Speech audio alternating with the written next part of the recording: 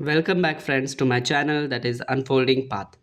So yesterday we had completed till article 106 जिसमें हमने बात किया था salaries and allowances of the members, where parliament may by law fix salaries and allowances of the members of both the houses, जहाँ पर हो सकता है पार्लियामेंट के द्वारा। अब आते हैं हम लोग लेजिस्लेटिव प्रोसीजर। ओके, सो हमें पता है कि 3 टाइप ऑफ पावर्स होते हैं। सेपरेशन ऑफ पावर में हम पढ़ रखे हैं, ठीक है। किसने दिया था, let me know in the comment section. बहुत इंपॉर्टेंट क्वेश्चन है। तो सेपरेशन ऑफ पावर होता था जिसमें लेजिस्लेचर, एग्जीक्यूटिव एंड जुडिशरी। तो जो लेजिस्लेचर होता है वो बेसिकली लॉज को बनाता है, ठीक है। एंड फिर उसके बाद उसको इम्प्लीमेंट तो करना पड़ेगा, है ना, लॉज को। तो इम्प्लीमेंट कौन करता है, एग्जीक्यूटिव। और अगर जब इम्प्लीमेंट हो जाता है तो अगर कोई भी उसका लॉ का पालन नहीं करता है तो उनको भी तो दंड देना पड़ेगा। तो दंड देने के लिए निगरानी रखनी पड़ेगी। तो कौन रखता है दंड? दंड कौन देता है? वो देता है जुडिशरी, ठीक है। सो है ना। तो लेजिस्लेचर, एग्जीक्यूटिव एंड जुडिशरी। तो लेजिस्लेचर जो बेसिकली है, parliament is a part of a legislature, ठीक है। तो लेजिस्लेचर बेसिकली लॉज को बनाता है। तो हाउ दे डू दैट, वो लोग बिल से एक्ट कैसे बनाते हैं। So we will try to understand the whole process. Okay, so क्या होता है आर्टिकल 107। आर्टिकल 107 में क्या होता है, introduction and passing of bills. कोई भी लॉ बनने से पहले, मतलब एक्ट बनने से पहले, वो पहले बिल रहता है, ठीक है। तो फिर 107 और क्लॉज 1 के तहत कोई भी बिल लोकसभा या फिर राज्यसभा दोनों में से कहीं भी ओरिजिनेट कर सकते हैं। मतलब कोई भी पास कर सकता है, कोई भी उसको ओरिजिनेट कर सकता है। मतलब उसका ओरिजिन कहीं भी हो सकता है, इधर लोकसभा और राज्यसभा, नॉर्मल बिल। लेकिन जो मनी बिल होता है वो सिर्फ और सिर्फ लोकसभा में होगा, ठीक है। We will see money bill का केस बाद में। So a bill passes if both the houses agrees. अगर बिल कब पास होता है, जब दोनों हाउसेज में मंजूरी हो जाती है, ठीक है, विद और विदाउट अमेंडमेंट्स, ठीक है। Bill pending in parliament does not lapses. जो बिल पेंडिंग हो जाता है पार्लियामेंट में वो लैप्स नहीं होता है ड्यू टू अर्जेंटमेंट और prorogation of the session. Prorogation हो या फिर एडजर्नमेंट हो, उस टाइम पे बिल जो पेंडिंग हो रखा है पार्लियामेंट में वो लैप्स नहीं होगा, ठीक है। वो अगले सेशन में वापस। फिर अब हम आते हैं आर्टिकल 107 क्लॉज 4, जिसमें बोला गया है कि bill lapsing after dissolution. Bill कब लैप्स हो जाता है डिसोल्यूशन के बाद? दो केसेस में। पहला केस, अगर कोई बिल लोकसभा में पेंडिंग है, ठीक है, कोई भी बिल लोकसभा में पेंडिंग है। एज वी नो दैट कि लोकसभा और राज्यसभा में डिफरेंस क्या है कि Lok Sabha is a temporary body, ठीक है। टेम्परेरी क्यों बोला गया? क्योंकि वो डिसोल्यूशन हो जाता है उसका एवरी 5 ईयर्स। लेकिन जो राज्यसभा है वो परमानेंट बॉडी है, वो डिसोल्यूशन नहीं होता है। इसको दिमाग में रखना, ठीक है। अब इस पॉइंट को पढ़ो। अ bill is pending in Lok Sabha. Lok Sabha में एक बिल पेंडिंग है, not passed at the time of resolution, lapses, ठीक है। कब लैप्स होगा बिल?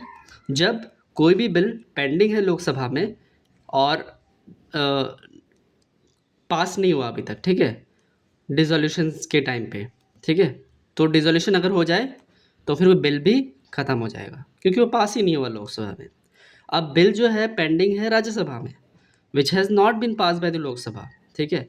अभी तक लोकसभा ने उसको पास नहीं किया है, ठीक है, वो पेंडिंग है। लेकिन एक मतलब राज्यसभा में बिल पेंडिंग है, ठीक है, अभी तक लोकसभा के पास पहुंचा ही नहीं है और उसने पास नहीं किया, ठीक है।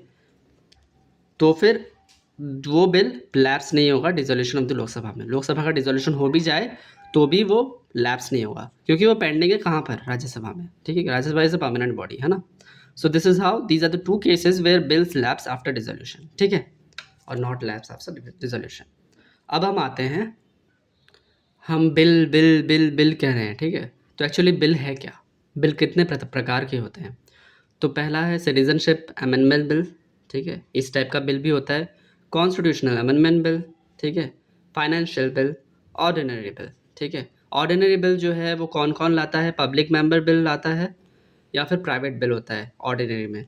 तो जो पब्लिक मेंबर बिल होते हैं, पब्लिक मतलब मिनिस्टर्स, मतलब जो बेसिकली तुम्हारे मिनिस्टर्स हैं, ठीक है, मिनिस्ट्री में हैं, वो पब्लिक मेंबर जो गवर्नमेंट बिल लेके आते हैं, that is public member bill, जिसका 1 week prior notice should be given. एक हफ्ता प्रायर नोटिस दिया जाता है, तब जाके उस बिल को लेके आया जाता है, ठीक है। और जो प्राइवेट मेंबर बिल है, ये brought by MP who is not a minister. Private member कौन है?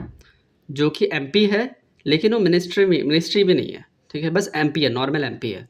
So that is a private member, और जो प्राइवेट मेंबर बिल को लेके आता है वही प्राइवेट बिल हो जाता है। ठीक है, इसके लिए 1 month prior notice should be given. भाई 1 महीने पहले बताना पड़ेगा कि हम इस बिल को लेके आएंगे, और इसमें सिर्फ 1 हफ्ता, क्योंकि वो लोग मिनिस्टर्स हैं, राइट, मिनिस्ट्री पोर्टफोलियो में है वो लोग।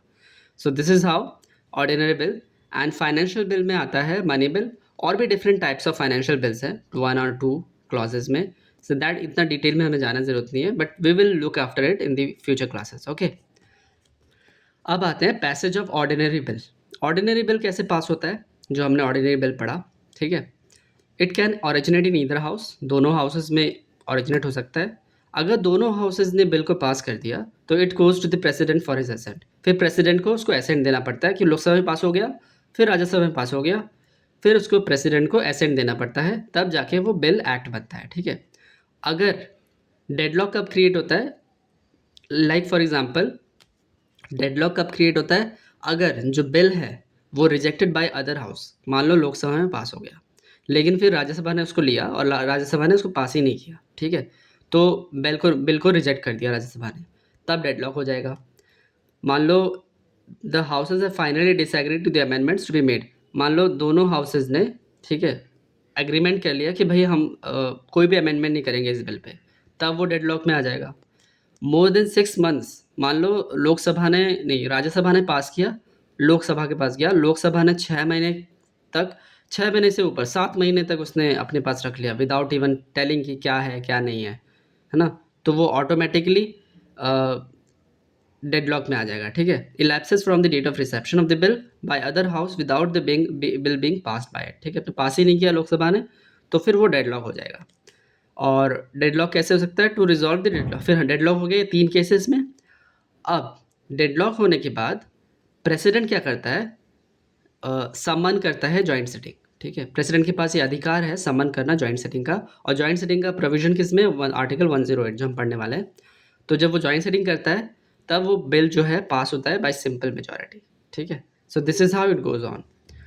और अगर डेडलॉक ना हो तो पास हो जाए, ठीक है, सिंपल मेजॉरिटी से पास होगा। ठीक है, आर्टिकल 108 क्या कहता है, joint setting of both the houses का जॉइंट सेटिंग। ठीक है, तो आर्टिकल 108 क्लॉज 1 कहता है, in case of A deadlock disagreement between both the houses the president में सम्मान अ जॉइंट सेटिंग। ठीक है, और ये जो जॉइंट सेटिंग का जो प्रोविजन है हमने कहाँ से लिया है, हमने लिया है ऑस्ट्रेलिया से।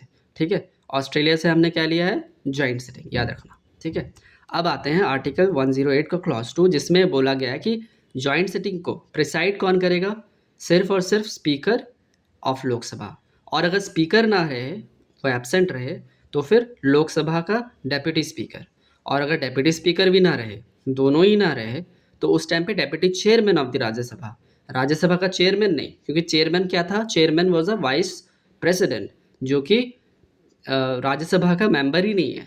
तो जो मेंबर ही नहीं है तो how can he preside. Okay, so deputy chairman can preside in the absence of Lok Sabha speaker as well as deputy speaker. ठीक है, तो राज्यसभा का डेप्यूटी चेयरमैन इसको प्रिसाइड करेगा जॉइंट सेटिंग को। ठीक है, अब आते हैं एक्सेप्शंस, कौन कौन से बिल्स में जॉइंट सेटिंग का प्रोविज़न नहीं है, मनी बिल या फिर कॉन्स्टिट्यूशनल बिल। मान लो लोकसभा से पास हुआ, राज्यसभा ने उसको मंजूरी दी नहीं, ठीक है, राज्यसभा ने उसको मंजूरी नहीं दी, तो फिर उसमें जॉइंट सेटिंग नहीं होगा। डेडलॉक अगर हो जाए किसी भी कारणवश मनी बिल या कॉन्स्टिट्यूशनल अमेंडमेंट बिल के तहत, तो फिर वो उस टाइम खारिज हो जाएगा।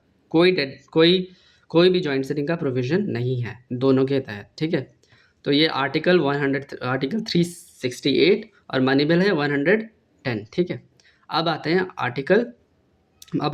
कि इसमें लिखा हुआ है कि simple majority is needed to pass the bill, और किसी बिल को पास करने के लिए सिंपल मेजॉरिटी ज़रूरत है। सिंपल मेजॉरिटी मतलब majority of the members present and voting, जितने भी लोग वहाँ बैठे हैं एटलीस्ट कोरम होना चाहिए 1/10 of the strength, total strength, तो majority of the members present हैं और वोट कर रहे हैं। ठीक है, तो वो हो जाएगा सिंपल मेजॉरिटी, 50% + 1 होता है बेसिकली। अब आते हैं joint sitting follows the rules of Lok Sabha. Joint sitting जो है वो रूल फॉलो करता है किसका, लोकसभा का, नॉट राज्यसभा। याद रखना, ज़्यादातर प्रावधान लोकसभा को ही दिया गया है जॉइंट सेटिंग के हिसाब से। अब जॉइंट सेटिंग 3 बार हुआ है अभी तक। ठीक है, ये भी तो क्वेश्चन आता है दिमाग में क्यूरियोसिटी के हिसाब से कि जॉइंट सेटिंग कितने बार हुआ है। जॉइंट सेटिंग 3 बार हुआ है अभी तक, डाउरी प्रोहिबिशन बिल हुआ था 1960 में, dowry prohibition. Banking service commission bill हुआ था 1977 में। प्रिवेंशन ऑफ टेररिज्म बिल 2002 में हुआ था। Let me know in the comment section कि इस टाइम पे प्रेसिडेंट्स कौन थे एंड प्राइम मिनिस्टर भी कौन थे, ठीक है। कमेंट सेक्शन में आप बता देना। तो डाउरी प्रोहिबिशन बिल आया था, जॉइंट सिटिंग बुलाया था इसने। और बैंकिंग सर्विस कमीशन बिल इस टाइम पे भी जॉइंट सिटिंग बुलाया था। और प्रिवेंशन ऑफ टेररिज्म बिल इस टाइम पे भी जॉइंट सिटिंग बुलवाया गया था, ठीक है। तो this was all for today's class. And आप ये भी देख लीजिए, नॉर्मली आपको मैं दिखाया नहीं, सॉरी फॉर दैट, बट हाँ, so this is all we have studied till now. And आप ये चीज़ देख लीजिए, इसमें लिखा हुआ है कभी कभी लगता है अपन ही भगवान है। Lok Sabha is telling in case of money bill, because money bill के केस में लोकसभा को पूरी आज़ादी है।